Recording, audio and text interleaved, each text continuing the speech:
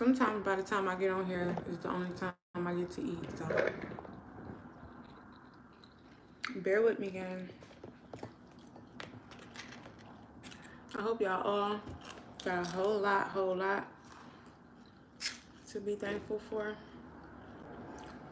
But I don't celebrate pagan holidays, so we're not gonna make it like a holiday until everybody else done celebrating. And then we gonna do our home feeling vibes. Fake mimosa, carbonated water. I ain't had no orange juice, so I'm doing pineapple juice today. Fire, today's gonna be a live about business and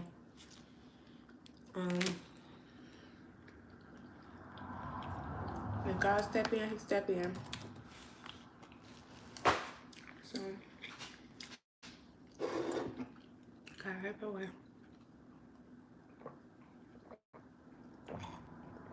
Ooh, it tastes so good. No alcohol needed.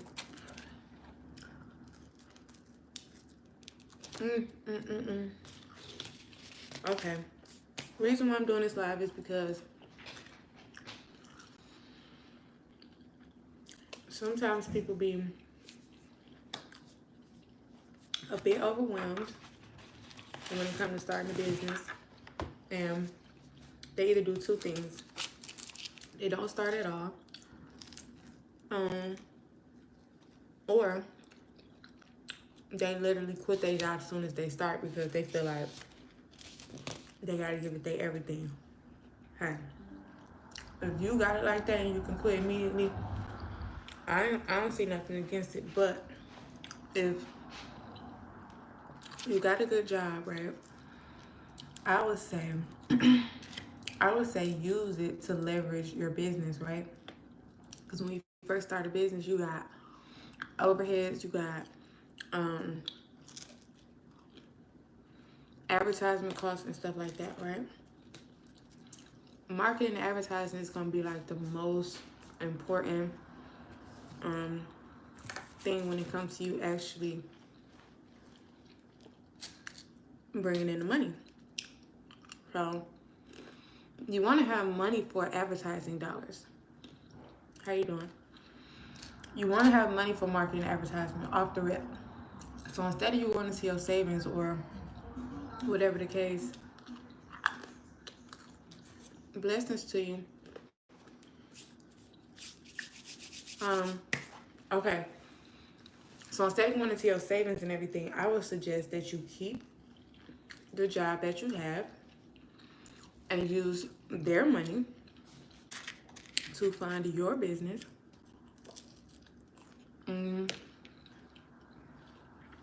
Because otherwise, you're going to be working twice as hard, trying to keep up with your living expenses, trying to support your business. Like,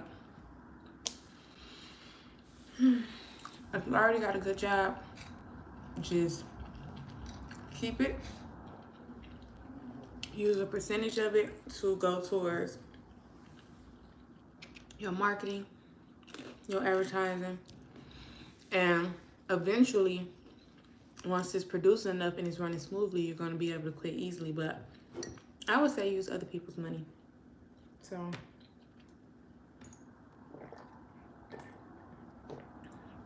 that's my suggestion. Because I've done the whole spending all my money for my advertising and stuff. And I've also done the get a part-time job and use that to further your business. So if you have the extra time, so like I work from home part-time, and I feel like I have the leeway. You see how I'm in front of my computer, but I'm talking to y'all because it's like downtime. You got times when you don't have to be on. I get to pick my own hours. I don't have to leave the house an hour early just to get to work. You know what I'm saying? Like, just, it depends what your life is looking like. Hey, A. Marie. Thank you so much for showing my channel love. I appreciate it. I'm gonna come check you out when I'm done. So yeah, thank you. But yeah, so Yeah, I just had a lot of people asking me, keep grinding, keep a positive mindset, and never lose focus on your goals. Let no one stop you, not even haters. Just know I've been there and got your back. Oh, thank you. Okay, because you know it's about to go up. So thank you for the prosperity words. Thank you for the prophecy because it's already in work. And yeah, the channel only going up. So I appreciate that. I can't wait to see your channel because you obviously, you know, you're doing well for yourself to the point where you don't have to be a player hater. Okay, so look, y'all. Thank you so much. Thank you. I can't wait to see your channel. I'm gonna watch some of your videos today. Hopefully, you got some good ones. Um. All right. So this is the thing. Sometimes people feel like I've heard people tell me like they need to quit because they work so hard for their actual 9 to 5 that they are like too tired or they don't have time to work on their own business or they feel like it's just getting in the way. I feel like that's a you thing, to be honest. If y'all want to be completely honest, I'm going to be honest because that's just what I do. I think that's a you thing if you feel like another job is getting in the middle of you building your business because I do ghost hunting pranks, travel, interviews. So where are you located at? What state are you located? I'm totally open for collabs. But anywho, I know you work really hard to get your channel to 200,000 subs. So a lot of people that big, they usually don't collab with smaller YouTubers. However, definitely open to that. I'm from the Midwest. I'm from Detroit. So Oregon is not just unheard of. Okay, so look. I burnt the top of my mouth, so that's why I'm doing that. Okay, that's dope. Down for collabs. That's dope. All right. DonnaTheBillionaire@gmail.com or I'll write you on your YouTube when I come check out some of your videos. But yeah, let's link up. Oh, you from Detroit? That's probably why you were able to find me. Hopefully your face look familiar. Okay. So look, y'all. If you are allowing another business to get in the way of you actually being dedicated to building your own business, that's a you thing because like I tell my best friend all the time, all you have to do is at least one thing a day. So if you get off work and you're dedicated to doing one thing a day in your own business, the least you can do is go on one of your listings and update some information or update some pictures or you know, just do something. You have to do something. I stayed in Southfield and Wyandotte areas. I'm from actually 6 Mile and Gratiot, to be honest with you. I'm from the east side. But when I got old enough to, you know, live on my own or whatever, I stayed in East Point for 3 years. I stayed off Moraine and I bought a house off of 6 Mile Rosa Parks. So I still own that house. So yeah, okay, Detroit hustle harder. You hear me? We just do that. So yeah, so nice to meet you. I can't wait to meet you. Can't wait to do the collab. Let me see, cause I do travel a lot. This is my first time settling down in like 2-3 years. I went on tour for a whole year. I did 10 states. Um, Ghost hunting pranks. Oh my God, I'm such a scary person. That can never. I don't think that could ever be me. But interviews, celebs, love that. I like hosting too. Like I like hosting. Of course, I'd be like actually looking camera ready, but I'm chilling today. Um, Interview, celebs, and travel. I love travel.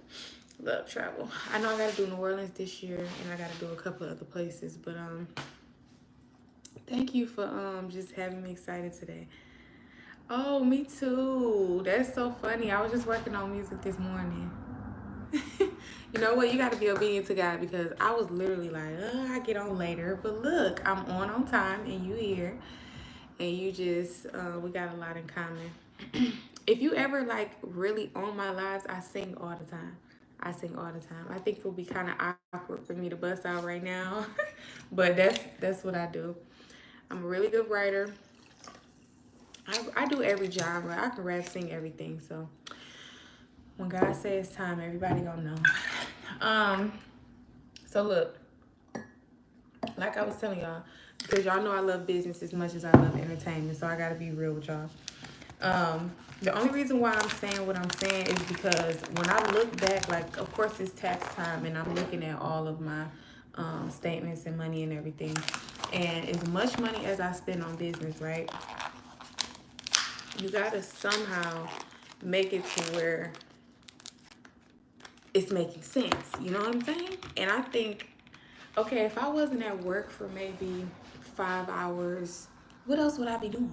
Like, I can go work somewhere and collect their money for 5 hours. I work from home though. All I'm doing is logging in. So it's like, make it work for you. But I would say use other people's money, because the whole time, say you are making money in your business. You know, that's growth. But if you're still using their money to support your marketing and everything, it's not like you're losing, because at the beginning of business, we're putting most of our profits into marketing and advertising. You don't really definitely got to believe in yourself, Marie. Okay, so like I said, when you first start business, say you invest in the products. Just for instance, if it's a product-based business, say you invest in the products, you sell out the products. You have to use the money, the profit, to reinvest and to run ads and to like get people to know, like, do your marketing and branding. But if you're making money from your business and you're stacking it and you're using other people's money to fund your advertising and everything, I think it just gives you a lot more leverage. Um, Not only working, but you can get into the fact of like structuring your business the right way to where you can get loans or money and everything like that. But at first, I would say use other people's money in a way of keep your job. Just um, be dedicated to giving your business that time. Because I'm at work, I'm at home. So if I get, you know, done with this, I could literally go lay down or chill out or something, because I did make money for that day. But I don't do that. I go from working for an accounting firm to doing my own stuff. So I don't know. I just make it my business to do that. So I would say don't quit your job. I would say give it, but I wouldn't say prolong it either. I think another thing that people do is prolong it. It's like they just do the bare minimum in their business and they give more time to the other situation. But I would say like stack and do the most that you can. So by the time you really give your business everything, you're literally producing much to where you don't have to keep up with like everything at one time, as far as like keeping a job and everything. But at first, I would say keep your job, for real, for real. If you're a type of person who really don't have no type of discipline and you feel like quitting your job is gonna make you more dedicated to your business, that's between you and God. Because I've been in situations where I feel like the pressure that was on me made me do more. So you know what type of person you are. You have to use your discernment. You have to, have responsible decision making, but don't just go walk away from no steady money when you have no idea, no clue, no plan, no confidence. Like that's not a good look.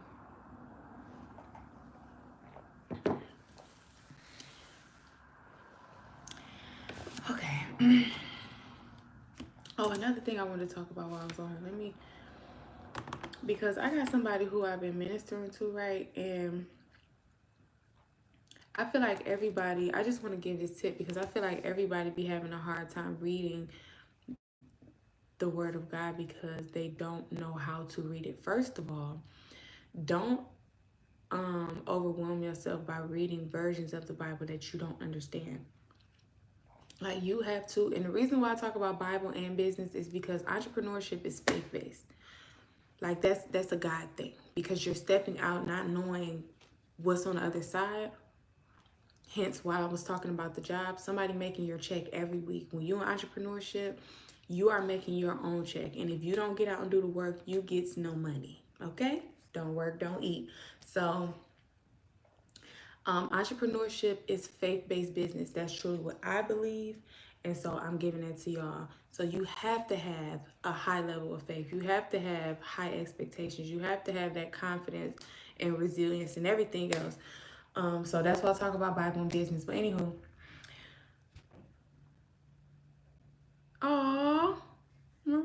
Marie, thank you. I will do something like that. I got podcasts and everything. Like I be doing my thing, but I appreciate you. Let's do some. Yesterday I met a fire movie producer, so it's just like I gotta be obedient to God and get myself online every day. You tell me to, because you never know who you're gonna meet. So I'm gonna look you up. I'm gonna send you my email, Marie. And it's not if. When you trust God for something, it's already done. So your show will be approved by Fox. Okay? And if not Fox, it's probably a different revenue that pays better, because just because something don't go how you want it to go don't mean like that was the best that there was. So just trust God that regardless to what, you're finna have a distribution platform for your talk show. Okay, so anywho, um, what was that? Okay, so like I said, you have to read a version of the Bible that you understand. And so that's why I always suggest the daily walk. Because it's not talking like thou art this and all of that. It's not like overwhelming you. It's, first of all, you have the actual day. So say if you feel like you don't know where you want to start, just start at the day that it is and just allow God to move how he do, you know? And then it got the actual scriptures, but it's in like today's language, but it all means the same thing. You can compare it to a different Bible and you can tell that it means the same thing.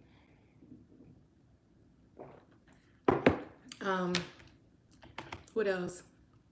Read a version that you can understand. Make sure that you're in a quiet place and you're not rushing. Your spirit got to be settled. Because if you're just doing it just to say, God, I read the Bible today or something like that, like you're not going to receive it in your spirit. You have to, your spirit got to be still. And you got to be like patient with it, because you want to try to put yourself inside the setting and really understand what the stories are about. Because the Bible is a book of stories of a royal kingdom. Now, it's a lot going on, but you got to pick it up. Okay, so the story that I was finna go over was the story of Daniel and Saul. Oh, I said Daniel, David, and Saul. And I think we're gonna read some of it because I read this story a million times. The only reason why we're going over this is because I told him that we was finna start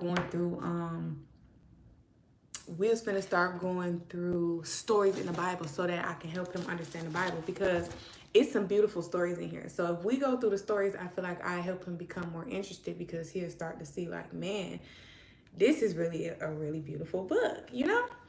So the first assignment I gave him was to go over the story of David and Saul. And so it says that that's in 1 Samuel. Let's go to it. I'm gonna read some of it, but I ain't gonna OD. I'm just gonna read some of it because I have a message regarding this story, and I want y'all to pick it up, because once you start realizing like what's really going on in here, you might actually like it. And so what I'm gonna do, and I don't know why I'm doing this on my regular channel. This is not my ministry channel, but God's been leading me to speak on this channel regarding his word. So after we go over this story today of David and Saul, we are going to go, I'm gonna give y'all a different story every time, because I'm literally ministering to somebody. So every time I give him a new story, I'm gonna give it to y'all. That way I can speak about it publicly and y'all can pick it up if you want, or you know, whatever. Made me who is for 307. Okay. God speak to me and allow the person that this is for receive it. 15 and 31. Ooh. Oh, 15. Oh, this is a lot of chapters. So I don't know if I'm gonna be able to read all this to y'all.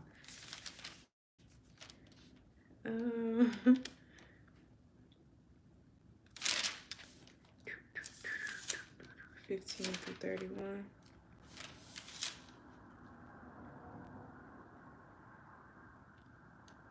Okay, we're gonna get to it.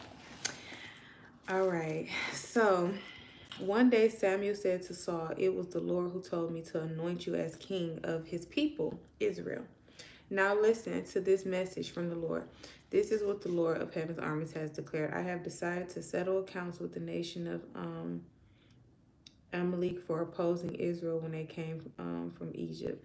Now go and completely destroy the entire. Okay, so I ain't gonna do this. I ain't gonna do this to y'all because this is long. But I'm finna get into what was the point of it, right? So the reason why I told him to go to this book is so long. Y'all have to go read the story of David and Saul, right? So the reason why I was telling him to read this, because in this passage, it's so many things that you can pick out of it if you just allow God to speak to you and you just allow your spirit to discern what is going on. And so the reason why I brought this up is because if anybody ever read the story of David and Saul, David was anointed as king. David was like very favored by God, right? And Saul had, I don't really remember the reason why he ended up like being tormented by demons, right? Why he was possessed, but David was assigned to like play music for him or something. Like every time he get attacked by the demons, David had to like play music for him to like keep him calm and stuff like that. And Saul didn't necessarily like I want to say he didn't necessarily didn't like David, but he did. He was like very envious of him, and like every time the demons would start to torment him, he would try to attack David. Like I think he would like throw knives or javelins or something at him. Like he would like do something, if I can remember. I think he would like throw knives at him or try to kill him. Every single time he got possessed, he would try to kill David, right? But every single time that it happened, David didn't never get like try to get revenge. He just was like continuing to be a servant to him, continuing to be obedient to God, continuing to do the work of God, because he was trying to drive the demons out of Saul, or like at least keep Saul calm enough so that he wouldn't be tormented, right? So it's so crazy because it was a lot of things that I saw in this book. So first of all, I saw that, and I don't know who this for, but just hear me out on this. So on Saul's side, I saw that he was receiving the judgment of God. I got to remember why he was receiving judgment from God. But when you are being tormented mentally, spiritually, something like that, either you got open doors to dark stuff, and that's why, whether it be something that you're doing or people you're attached to, or you are receiving judgment from God. And so I have to really look up why Saul was receiving judgment from God. But when he was being tormented by them spirits and he couldn't sleep, he was receiving judgment from God. Okay. He was envious, he was jealous, he allowed the dark spirits to make him so envious, so upset with David, because he was favored by God, that every time he be tormented, he tried to kill David, knowing that he gonna get in trouble for trying to kill this man of God who's doing God's work. So he was envious, he was jealous. I would say he operated out of a spirit of covetousness. When you really want something that somebody else have, I would say that was part of it, because if somebody got favor with God, or God is like using somebody in such a mighty way, and you are not able to check your heart posture, you can allow spirits of jealousy and like envy and stuff like that to overtake you and make you do things that you wouldn't that you shouldn't be doing, I would say, because you probably do want some people evil.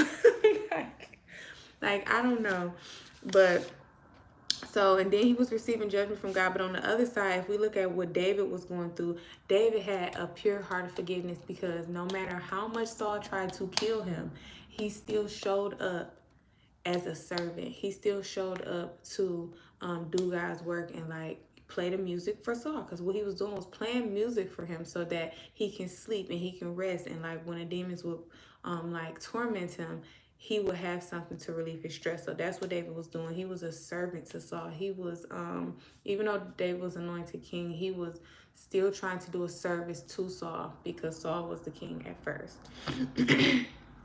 So we saw that he had a heart of forgiveness, because how many times can somebody try to kill you and you still come back and be nice to them? I know I got one of them hearts, but I'm kind of like, once you cross me 2 times, you pretty much done, because I'm not going to give you a third time. Um, so David had the heart of forgiveness. That was reflecting, reflecting the character of God. Um, he had a heart of love, because for you to be empathetic and see something somebody else going through and want to help them, that's a loving heart. So he definitely had a heart of love. He had patience, because patience, um, he could have went back to God. He could have cursed God. He could have been like, I'm trying to help this man. He trying to kill me, and you still got me servicing him. Like, he could have really just lost his whole top. Like, he could have just flipped out, like, clearly. So he had a lot of patience. Even when he was going through, when he went through with Saul, he did not even go at Saul aggressively. He held it all in. And so that was crazy patience. I'm learning a lot from that too. So he definitely was. He had the active service. He was a servant. Even though he was favored by God, he still was doing service for somebody else. He had a humble heart. He wasn't just like, oh, I'm favored by God, and so God loved me so much I don't have to do nothing for nobody else. He literally was trying to. He saw that Saul, whose name was later changed to Paul, he saw that Saul was being tormented, and he wanted to be there to help him. So that was an act of service. Being obedient to God. He could have said, you know what, God, this is just too much for me. This assignment is just too much for me. I can't do this no more. Like, I know I'm the shepherd boy. I know that I'm supposed to be playing this music for this crazy man, but he's trying to kill me. And so I don't think this is the job for me. He could have literally he could have just gave up, but he was obedient to God. He returned to his post of service every single time, no matter what he was going through. Um, I would say he was bold, because how can you go before the very person that is trying to kill you and just just like be around them just calmly? Like, every time he went around him, like, oh, I'm here to do service again. You tried to kill me yesterday, but I'm here to do service again. Like, that's a lot of boldness. Okay, I don't even want to look nobody in their face that tried to kill me.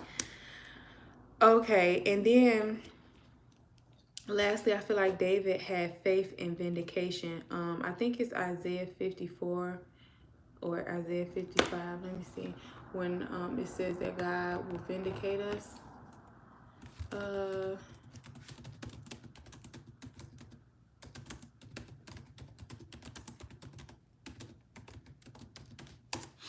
and the reason why I say that is because no matter the situation he was going through with Saul, he kept on showing up like, God sent me, and I know that they're gonna eventually um, know that. He trusted that God wasn't sending him somewhere for no apparent reason. He knew that God was eventually going to make it known that God sent me here, and God will do that for us. Like, if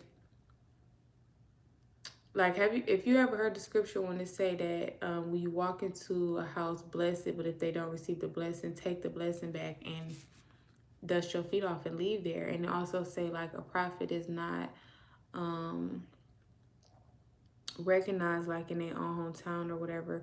So it's just like, some people don't know that God sent a prophet among them, or that God has sent someone to assist them until they don't have it no more. They are not able to recognize the blessing that is right there with them as something that God like gave them, because I would say that the human flesh is very self-seeking, and a lot of times people think more about me, and you're not better than me and this and that, instead of really being able to discern spiritually. Because if you're able to discern spiritually, you might actually have a moment where you say, I appreciate Donna, because I didn't have nobody in my life to tell me the things that God is putting on her heart to tell us. And so I really thank God. God, I thank you for Donna, because if I didn't hear her video yesterday, I probably wouldn't know the things that I know today.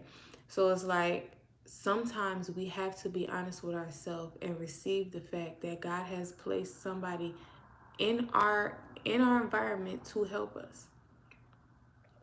And a lot of times that doesn't happen because people are so caught up on me. It's like, no, I'm the prize here. Um, um, well, I don't want to actually give you that thank you because I don't want you to feel too big headed. I don't want you to feel like I needed you. Or I don't want you to feel like I'm less sufficient, and that's never the case. It's like at that point you showing God what, that you got a prideful heart, that you got haughty eyes, that you are selfish, that you are self-seeking, that you're carnal minded. You're not discerning the things of the spirit. God will send people to help you in whatever ways, whether it be financial, whether it be spiritual, whether it be mental, whether it be um, wisdom and knowledge. God will send people to help you. But if you so on such a high horse that you can't receive the help and appreciate the help, it will be taken from you. However, that's neither here nor there. The thing is that David was actually in faith that although this man is trying to take me out, I know that God has got a plan for me, and I know that it's going to be known that I'm not the bad guy here. Okay? So, I don't even know why I went there with that, but y'all go read the story of David and Saul. It's a really good book. And after y'all read that, come back, comment on this video. Let me know what y'all got from that story. And yeah, I'm gonna look up another story because I'm ministering with somebody, and I couldn't just sit there and like read y'all all of those chapters. So, yeah, so go read that. And I'm actually finna start on some other stuff. But yeah, so the only other thing that I had to say is, gang, what I need y'all to do is use other people's money until you establish your business. But I'm gonna say a time frame, because people get they start procrastinating and just making excuses for themselves. So I would say after you start your business, it shouldn't be longer than a year to 2 years before you're actually able to walk away from that. If you decide to, if you work a job like where it just works for your life, you may have grown accustomed to the people there, you like the money you're making, but you still have time to run your own businesses. Do whatever you feel. It's not no right or wrong way to do nothing. But what I will say is always have something for you to fall back on, because what happened when you would not get the stuff that they was telling all y'all to get during COVID? They were You were doing what? You couldn't work, right? They turned a lot of people down from working because they wouldn't get that when it was COVID. So do you really want somebody to be able to tell you when you can't feed your family, or we don't have no work for y'all today, so now you got to figure out how you finna feed your family and like keep the lifestyle that you have? Like, no, you're supposed to have something for yourself. You're supposed to have some type of backup, some type of fallback for yourself. Um, Also, like, you want to be able to really enjoy life with the people that you love. Meaning, like, if my daughter graduation is today, but my job won't give me the day off, like stuff, certain things, it just, that is not what God called us. That's not life, because we only get one life. We can't get it back. So how can you miss those most valuable moments with your family, your kids, your mom, just certain stuff? Like, God wants us to live. He wants us to really live. So um, part of actually living is waking up and being able to just smile and roll out of bed and go kiss your kids on the face and like really enjoy those present moments. But if you're always so consumed with building somebody else's dream, um, you always gonna be in a place where you're controlled. It's not even gonna be no. It's like you just on cruise control, and like you do the same thing every day and you get the same paycheck every day, and it's no advancement, it's no type of real leverage for you. But if you have other streams of income and you building your own thing, that's security for you. I feel like that's security, because anytime, any day, for any reason, somebody else can tell you they don't have no more work for you. They don't need you no more. Um, your position has been cut. They don't even have your position in the company anymore. Like, I don't know. But all I know is very much is secure when you have something of your own.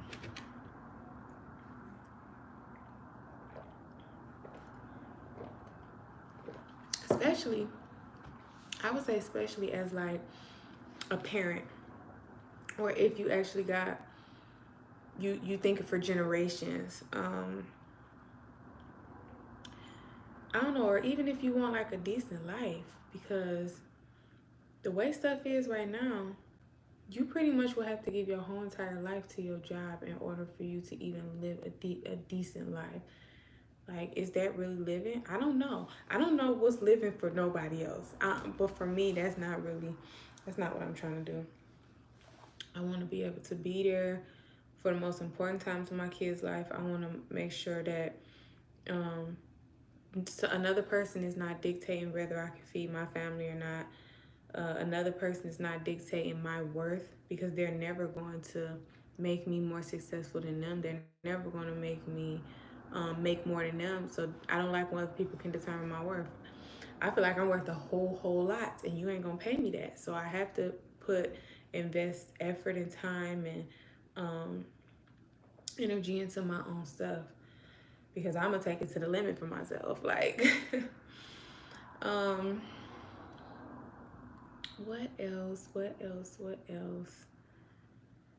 Yeah, but yeah, I would say for the next year or two, if you can start your business, because we actually finna go through planning. We finna go through 5 days of 5 days of business expansion. Again, like we did, I think we do it every year. Last year we did it, so we're gonna do it this year. I think we did it twice already, because we did 5 days of business expansion, and we did 4 days of, I don't know, I think we did like 4 days of business planning or something like that. But I know we did 5 days of business expansion. So we're doing that again this year. So if you go through the 5 days of business expansion, you should have enough to at least start. And if you do not start, that means you are playing games, and you probably shouldn't even be on this channel, because this channel is for the go-getters. This channel is for, yeah. If we can go through 5 days of business expansion, why explain every step of where you should be in your business? And by the time we're done, you're not there, you played for real. Because once we do 5 days of business expansion, we're gonna go on to like marketing, and like focus on them type of tactics, and focusing on the finances. Because if you know how to set up a business, you know how to go out and get some money.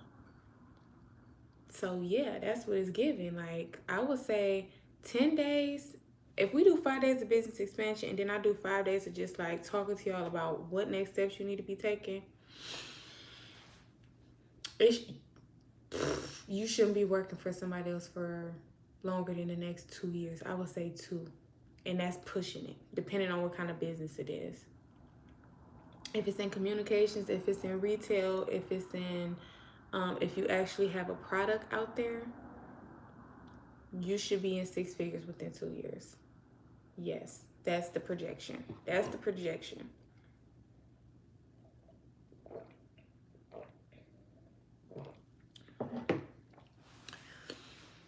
Okay. And I would say it could be sooner than that, but it just depends on where you at, because marketing costs money. Trust me. I'm doing it. Marketing costs money. It costs money. But when you manage properly, and when you have patience, sometimes you go through seasons when you feel like, man, this can't be for me. But it's like you holding so tight to everything that you're making, because you have a goal, you have a plan, and you know that I'm only gonna be down for a little bit. Like, I'm only gonna be going through this, and I'm only gonna be like holding so tight and making sure everything is allocated where it's supposed to go for only so long. I would say if you got the right marketing team, anywhere from 60 to 120 days, you should be good. Anytime after 3 months, I think that um you should start seeing results if you have the right marketing team. You got to have somebody that's doing your funnels, your pixels, your optimization, um hmm just digital marketing, and that's really it for real. I would say marketing. After you got your marketing team, it's all in like what strategies you want to do. Because me, I'm trying to push my businesses through the government. So it's a little bit more process because you got to apply for, not apply, you pretty much got to propose yourself for like contracts and certain things, but that's a whole nother video. I'm not going to get into all that. But yeah, I really want my business to be contracted through the government. Um, and I'm just not getting out of school. So this firm that I'm building, um, yeah, I want it to be Fortune 500. So I'm not even gonna speak about it right now. I'm still doing the work. However, the lash business and my books, those gonna go up for real because I finally got a good marketing team. YouTube is doing really good. I feel like I could have did a lot better this year. I only got 250,000 views, but I feel like it was months where I was going 3 weeks before I make a video, or I wasn't doing live streams at all, or like I feel like I could have did 10 times more, 10 times better. I just was kind of slow rolling it because I wanted to find me a team. I didn't want to just put out a video and then have to go and research the next most trending and all of it. Like, no, I needed a team. I got an amazing team now. So I'm thankful for that. And I'm going to just let it play out how it play out. And guess what? Guess who the star player on my team? G.O.D. So y'all know it's winning season now. I got the MVP on my team right now. Y'all, talk about the avocado mask. Talk about the hair growth. Talk about, they want to know if the hair mask works. I'm saying, talk about it. Talk about it. You can't see it. It's like when you turn sideways, you can't really see. But talk about it. Talk about it. Talk about it. So the hair mask actually works. Yeah, I have no tracks, no add-ons, no nothing, just hair. All me. And I feel real good about that. Ooh, it's a little sore though. I don't even know what my next style is. If y'all got any wigs y'all want to send them to me. I will make videos. But other than that, the only thing that I really have to make a video about is this this shower head. They sent me that. It's been a long time since they sent me that. I gotta make that promo video for them people. But I think I would have to put the shower head on my shower. And I don't know how to do that. However, I've been lollygagging for a little minute. I have things to do. Let me write this down.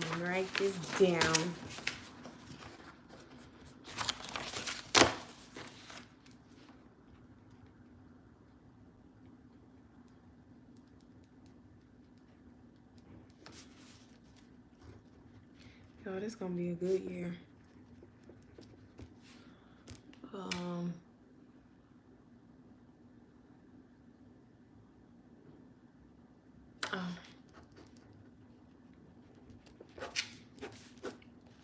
Okay. And yes, it is. It's gonna be a good year. Tax, bookkeeping. Once you get past the first part, they starting to have a lot of stuff that businesses gotta do. Like, it ain't used to be all this register this and register that.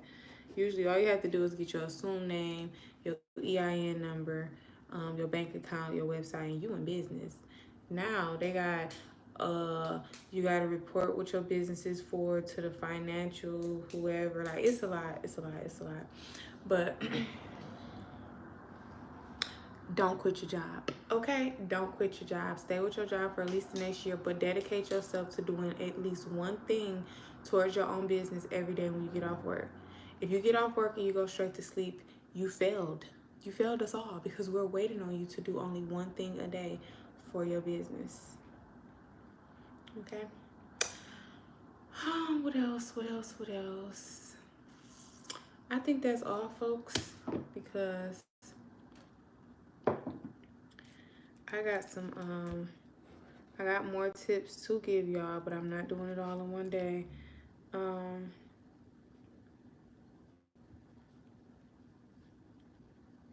I am your favorite business consultant. I am Donna the Billionaire.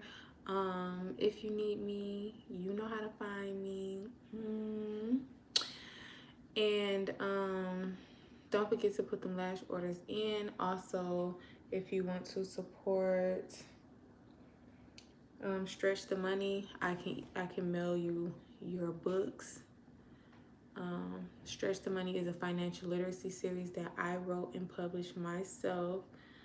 And so yeah, all of this is about to hit the market right now. I actually Stretch the Money been out for years, and Amazon is really good at making sure I get paid for my books, but they only pay out every 3 months. So I love you guys. Don't forget to like, comment, and subscribe. Hit that post notification bell, and I will see y'all in my next video.